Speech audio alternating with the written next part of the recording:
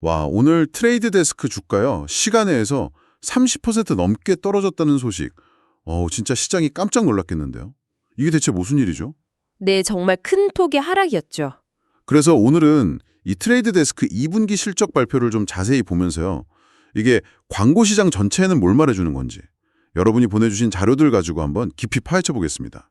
네, 단순히 실적 수치뿐만 아니라 그 배경을 좀 봐야 할 것 같아요. 맞아요.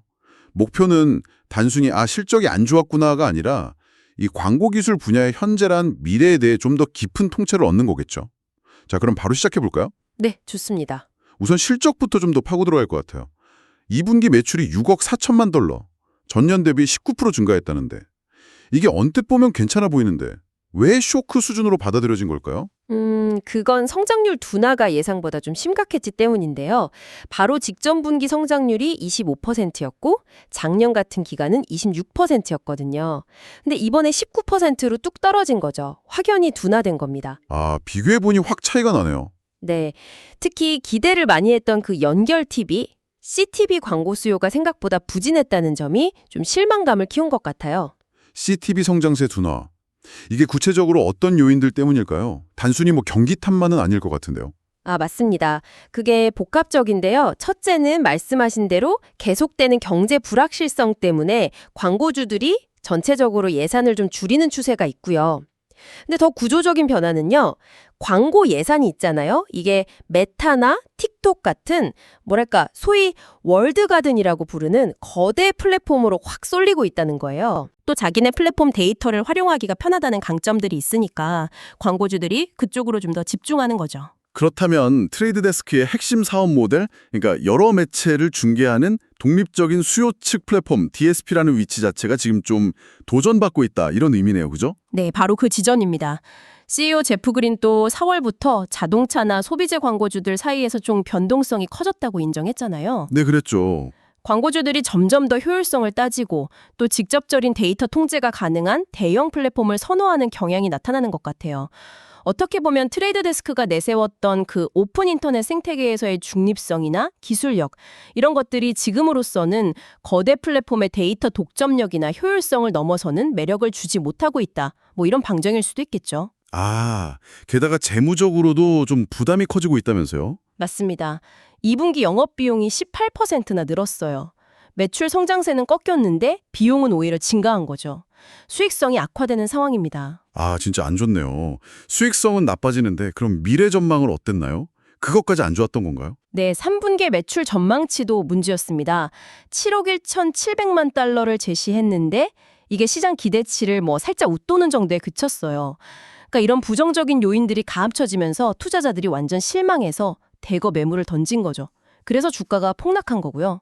그래서 올해 누적 하락률이 벌써 30%나 되고 지난 2월 4분기 실적 발표 때도 쇼크가 있었는데 그때 이후로 가장 큰 충격이었군요. 그들한테는 오히려 기회가 될 수도 있을 것 같은데 네, 그런 관측이 나오고 있습니다.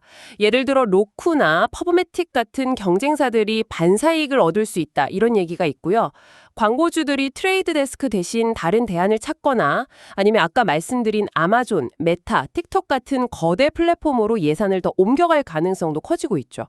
이 경쟁 구도 변화를 좀 주목해야 합니다. 내부적으로도 뭔가 변화의 움직임이 있다고요? 네, 마침 시기적으로 좀 흥미로운 발표가 있었어요.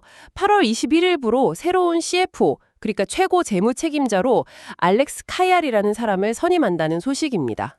실적 쇼크 직후에 CFO 교체라 의미심장한데요? 네, 그렇죠.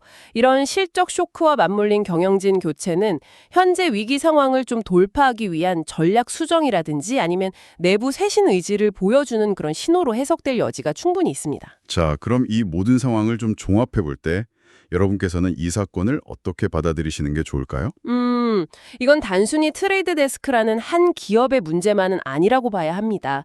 디지털 광고 시장, 특히 그 프로그래매틱 광고나 TTV 분야의 성장성에 대한 시장의 기대치가 전반적으로 좀 조정되고 있다는 신호로 볼 수 있고요.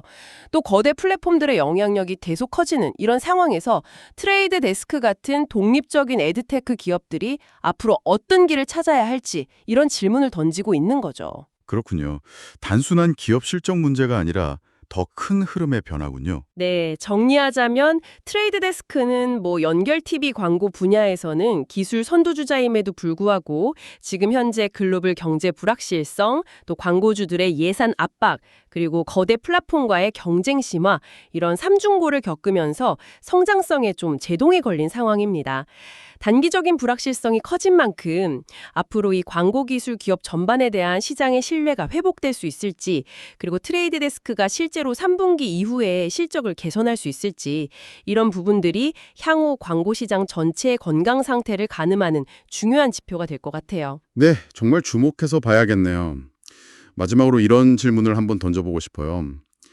광고주들이 점점 더 효율성, 그리고 직접적인 데이터 활용 이걸 위해서 거대 플랫폼으로 향하는 지금, 트레이드 데스크 같은 독립 DSP들은 단순히 CTV 같은 신기술 영역에만 기댈 게 아니라 뭔가 자신들의 근본적인 가치 제한을 어떻게 좀 재정의하고 혁신해야만 이 거대한 흐름 속에서 다시 경쟁 우위를 찾을 수 있을까요? 앞으로 어떤 전략을 보여줄지 그 행보가 정말 주목되는 이유인 것 같습니다.